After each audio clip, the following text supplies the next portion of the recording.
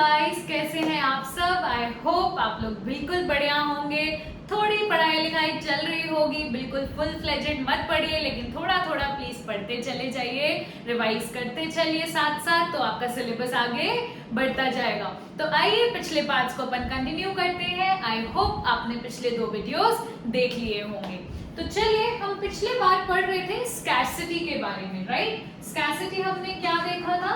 Scarcity is where demand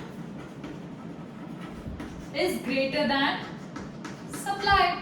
तो यहाँ पर मुझे क्या करना पड़ेगा? स्कैरसिटी है तो मुझे चूज करना पड़ेगा, मुझे प्रायोरिटाइज करना पड़ेगा कि मेरी क्या प्रायोरिटी है। हमने छोटू का एग्जाम्पल लिया था, रिमेम्बर, तो उसको भी प्रायोरिटाइज करना पड़ेगा कि भाई मेरे लिए क्या जरूरी है। मेरे लिए नॉवेल जरूरी है, सेविंग जरूरी है, पार्टी जरूरी है, कि बिल्कुल टशन में जाना जरूरी है जिसके लिए उसको कपड़े चाहिए थे, क्लोथ्स चाहिए थे, राइट। तो हम इसलिए ही इसको क्या बोलते हैं? Study of choice. और स्टडी ऑफ चॉइस ही तो मेरी क्या होती है? इकोनॉमिक्स होती है। भाई आज इकोनॉमी को चलाना है, पैसा लिमिटेड है, किस किस सेक्टर में पैसा खर्च करना है ये गवर्नमेंट को प्रायोरिटाइज करना पड़ता है। सपोज कोविड आया तो हेल्थ सेक्टर पर हमने प्रायोरिटाइज किया, एजुकेशन सेक्टर पर हमने प्रायोरिटाइज किया, हमने थोड़ा टूरिज्म से पैसा निकालकर हेल्थ और एजुकेशन को दे दिया। तो सिमिलरली डिपेंडिंग अपॉन कौन से सेक्टर को प्रायोरिटी चाहिए, पैसा चाहिए, हम वहां पर दूसरे सेक्टर से निकालकर इस सेक्टर में दे देते हैं। वैसे ही तो हमारी इकोनॉमी चलती है और उसको स्टडी ऑफ चॉइस को ही हम इकोनॉमिक्स बोलते हैं, राइट। हमने पिछले बार पढ़े थे economic problems. If you remember, 2 economic problems हमने पढ़े थे। First was limited resources, second was unlimited wants. अब भाई कोई रीजंस भी तो होंगे इन प्रॉब्लम्स के पीछे, राइट। तो आज हम देखेंगे reasons behind economic problems. 2 reasons तो हमने वैसे ही देख रखे हैं, 3 रीजंस होते हैं, 2 रीजंस हमने वैसे ही पढ़ रखे हैं। सबसे पहला है स्कैरसिटी ऑफ रिसोर्सेज, भाई रिसोर्सेज की कमी हो जाना। सेकंड भी हमने पढ़ रखा है, that is unlimited wants.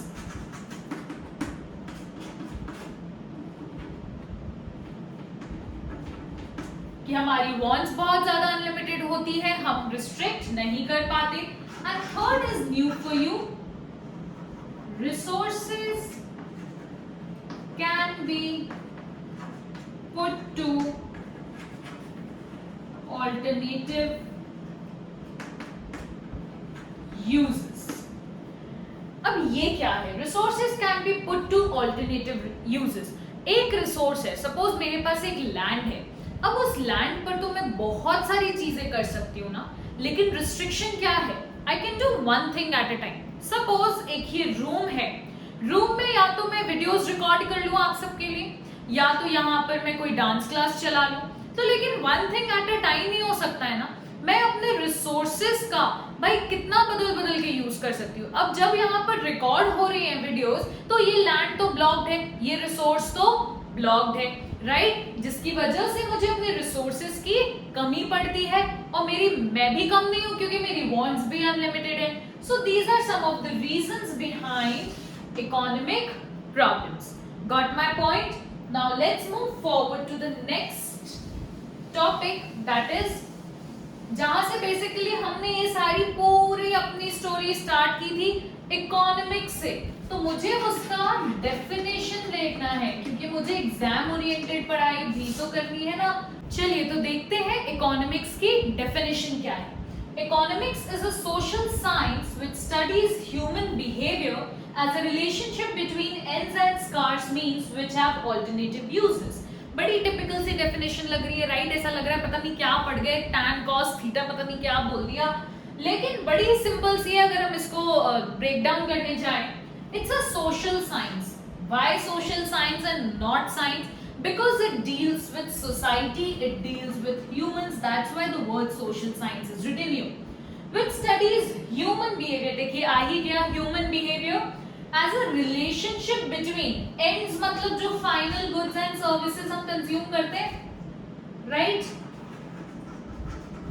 And scarce means मतलब क्या था, resources which have alternative uses, कि भाई जो मैं resources यूज कर रही हूँ उसके खुद के अपने alternative uses हैं, और जो मेरे final goods में यूज कर रही हूँ उन दोनों के बीच में relationship जो कि एक human behavior के साथ डील कर रहा है, उसको हम economics बोलते हैं। अगर ये definition आपको बहुत ज्यादा टफ लग रही है, you can comment down below, I can give you an easy definition जो कि बिल्कुल easy to remember होगी, don't worry। चलिए आगे बढ़ते हैं नेक्स्ट टॉपिक के साथ, that is central problems of an economy.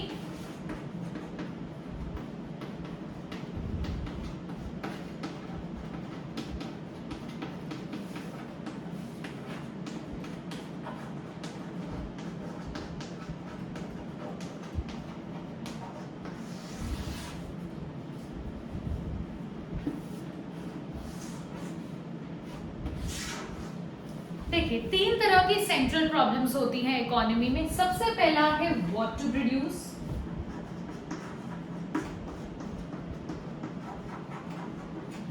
How to produce,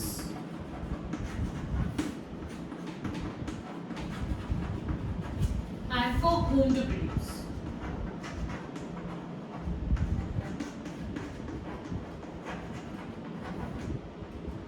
discuss करते हैं सबसे पहले what to produce. What to produce मतलब कोई भी अगर फॉर्म है तो सबसे पहले इकोनॉमी में क्या सोचती है, अगर इकोनॉमी के हिसाब से उसे सोचना होता है तो सबसे पहले अगर मुझे कोई बिजनेस स्टार्ट करना है तो सबसे पहले मैं सोचूंगी मैं क्या प्रोड्यूस करूं, राइट। मैं किस चीज का बिजनेस करूं, किस चीज को प्रोडक्शन करूं, किस चीज की ट्रेडिंग करूं, राइट। तो इसके अंदर दो चीजें आती हैं, what and then what quantity.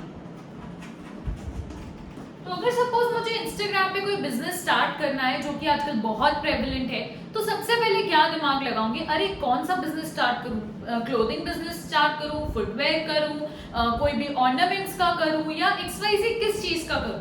चलो ये डिसाइड हो भी गया कि मेरे को किस चीज का बिजनेस करना है।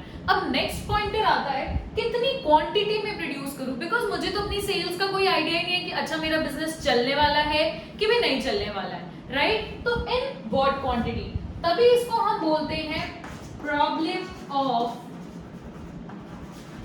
रिसोर्स एलोकेशन, कि मैं अपने रिसोर्सेस को कैसे एलोकेट करूं, कैसे अपने रिसोर्सेज का यूटिलाइजेशन करूं, किस हिसाब से करूं। सपोज मुझे क्लोथिंग का बिजनेस करना है तो अगर मैं एग्जांपल के तौर पे लूं तो मैं कितना थान का कपड़ा खरीदूं, कितनी क्वांटिटी बनाऊं, कौन से डिजाइन्स को, कितने रिसोर्सेज को किधर लगाऊं, that is the problem what to produce. देखिए दो तरीके से आ सकता है, या तो व्हाट टू प्रोड्यूस डायरेक्ट पूछ लेगा या तो प्रॉब्लम ऑफ रिसोर्स एलोकेशन पूछ लेगा। Got it. How to produce, how to produce में भी अगेन दो चीजें हैं, इसको मैं थोड़ा सा रब करना चाहूंगी या फिर मैं इसको छोटा लिख देती हूं।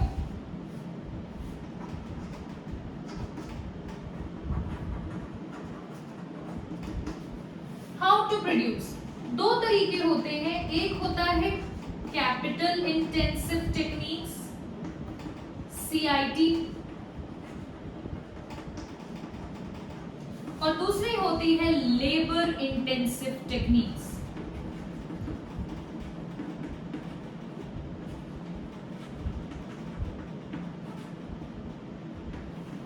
अब बात आती है चलो बिजनेस स्टार्ट करना है, कर लिया, कितना क्वांटिटी में करना है, चलो ये भी सॉर्ट हो गया। अब दूसरा प्रॉब्लम क्या है कि भाई कैपिटल लगाओ, कैपिटल मतलब मशीनरी या टेक्नोलॉजी, कि लेबर से ज्यादा यूटिलाइजेशन करूं। देखिए कैपिटल इंटेंसिव टेक्निक्स का मतलब ये नहीं होता कि पूरा टेक्नोलॉजी और zero labour, it means more capital less labour. And similarly labour intensive का मतलब होता है मोर लेबर लेस कैपिटल। एग्जाम्पल के तौर पे अगर किसी खेत में मैंने मोटर लगाई है पानी के लिए, तो मोटर बंद चालू करने के लिए तो लेबर ही लगेगा ना। अभी हम इतने एडवांस नहीं हुए हैं कि हमारे पास रोबोट्स हैं तो हम उसको भी मशीनरी में कन्वर्ट कर दें। सो अभी डेफिनेशन के हिसाब से कैपिटल इंटेंसिव टेक्निक मतलब ज्यादा capital less labour, similarly labour intensive के हिसाब से मोर लेबर लेस कैपिटल। भाई लेबर ज्यादा है लेकिन कहीं ना कहीं वो भी तो मशीनरी का यूटिलाइजेशन करेंगे। तो दिस विल डिपेंड अपॉन कि मेरे पास कितना बजट है, कि भाई मेरे पास बहुत ज्यादा बजट है, मैं एक्सपेंसिव मशीनरी यूज कर सकती हूँ तो ठीक है, नहीं तो लेबर कॉस्ट बियर करना पड़ेगा। So this is known as the problem of choice of technique of production. Clear है कि किस टेक्निक के साथ मुझे प्रोड्यूस करना है, problem of choice of technique of production. Next is for whom to produce, भाई किसके लिए बनाना है। कोई भी बिजनेस में स्टार्ट करती हूँ, इकोनॉमी हमारी चलती है तो एक टारगेट ऑडियंस होता है, राइट। सपोज मैंने लॉलीपॉप्स बनाने का बिजनेस स्टार्ट किया, उसका टारगेट ऑडियंस ही किड्स हैं, राइट। च्युइंगम्स, अगर मैं च्युइंगम्स की बात करूं तो उसका target audience teenagers and above है।